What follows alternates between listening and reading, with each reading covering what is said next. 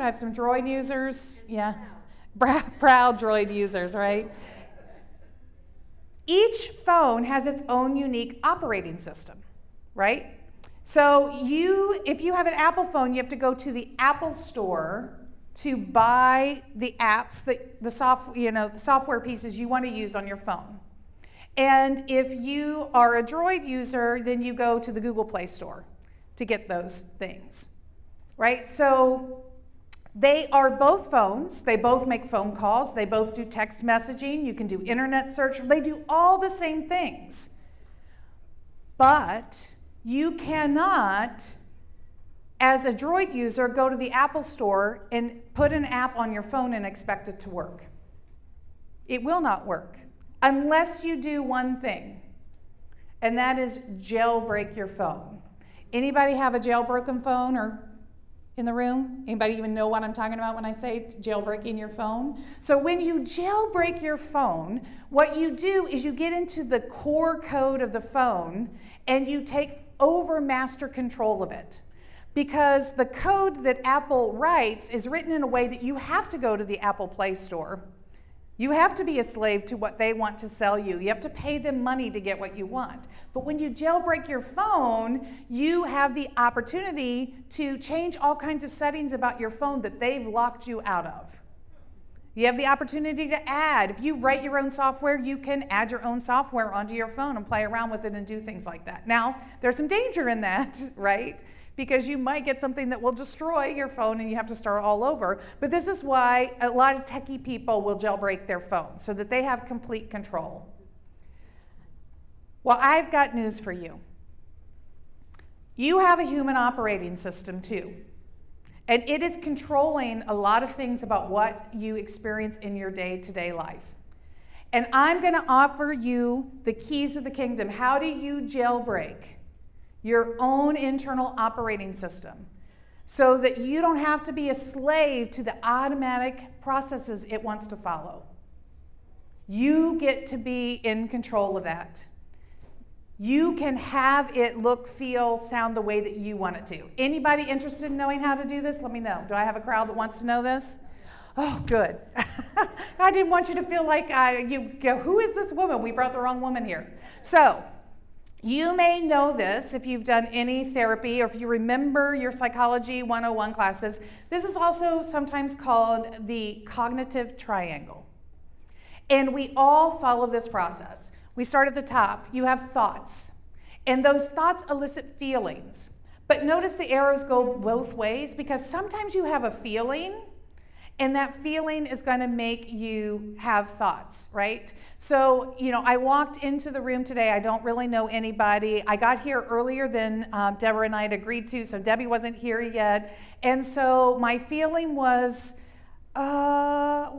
awkward. What am I going to do? Right? So these thoughts, what am I going to do? Should I wait for her? Should I just go ahead and go in, try to find somebody to help me? So my feeling of, oops, she's not here, right? So it goes back and forth.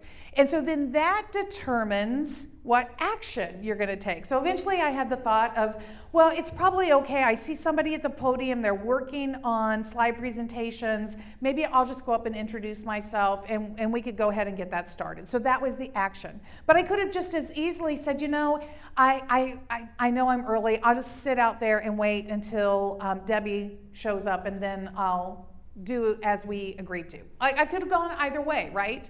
But again, thoughts, feelings, actions. It's a story that we begin to tell ourselves. And a lot of you in this room are storytellers. And we do all kinds of training for people about how to be storytellers and brand storytellers and things like this is really huge right now. But the truth is, every one of us is a master storyteller. Because this is the master storytelling thing that is happening in your mind all the time. And because it's always happening, here's what we also have happening. We have self-fulfilling prophecy. So when we predict that something is going to be a certain way because of the thoughts and feelings that we have and the actions that we end up taking, you know what? We love to be right. So what happens? We are right. So if we think this is going to be horrible, oh my gosh, day 2 of a conference is such a struggle. It is so hard to sit there for a whole nother day.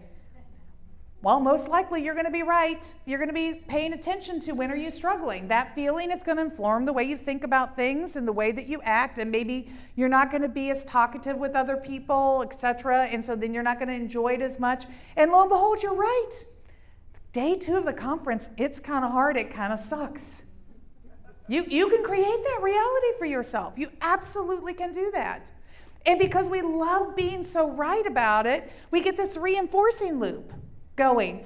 Confirmation bias. Look at that. Look how smart you are. You've got this nailed down. All those other people, they're suckers, Rita. They think conference day 2 is great, and they just don't know that they are just getting sold a bill of goods. Aren't you so smart to have figured this out?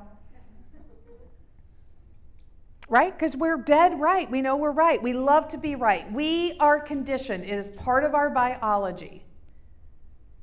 Scientific fact. It is part of your biology that you want to be right and that you will look for evidence to prove that you are right. And that gets you in this loop. And you will be conditioned to respond to things certain ways because of that. So I want to introduce you to your brain. And I know you think your brain is perfect, but your brain is actually lopsided. It's not as perfect as you think it is. And it really does lie to you quite a bit. So here is your lopsided brain. Your brain has 2 parts. One part of your brain looks for things that are bad, and the other part of your brain sort of looks for things that are good. And unfortunately, you see that the this is bad part of your brain, it's kind of a little bigger, isn't it? That's the lopsidedness. It's a little stronger. We are biologically, you came out of the womb prepared to identify threats so you could flee from them, right? So you come out into the world already biologically wired to give more time and attention to things that are of threat to you.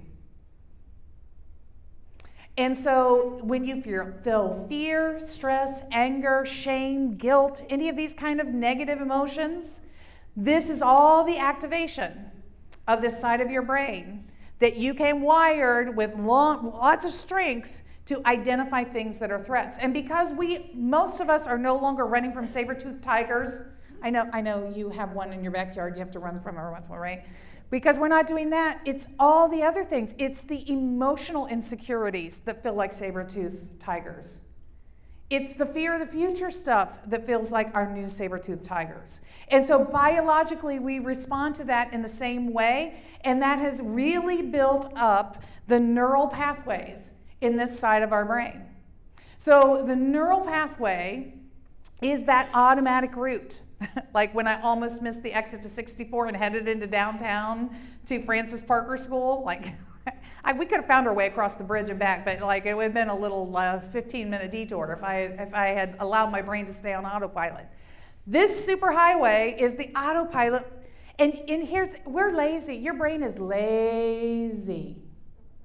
Your brain is lazy. It wants the path of least resistance. So it develops these strong neural pathways. See how the one in blue is sort of atrophied and small? Yeah. Gotta feel bad for it, right? It wants to be a superhighway like the other one, but it's not getting the same biological conditioning. So you actually have to intentionally do the work to build the strength in that. You have to go to the gym, the mental gym, and do the work. And I'm going to show you what that mental gym is and how that looks like. So here's an example. You have a thought. How many of you have ever had this thought? I'm not good enough. Right? All kinds of things trigger this thought in us. I'm not good enough. And then we feel stress. We distrust others sometimes when we don't feel good enough. You know, we get very defensive. We have a lot of fear. And because of those things, we withdraw. We remove ourselves, right? We quiet ourselves. We make ourselves smaller. We get more silent. We might avoid certain situations. Do you recognize how this happens in yourself?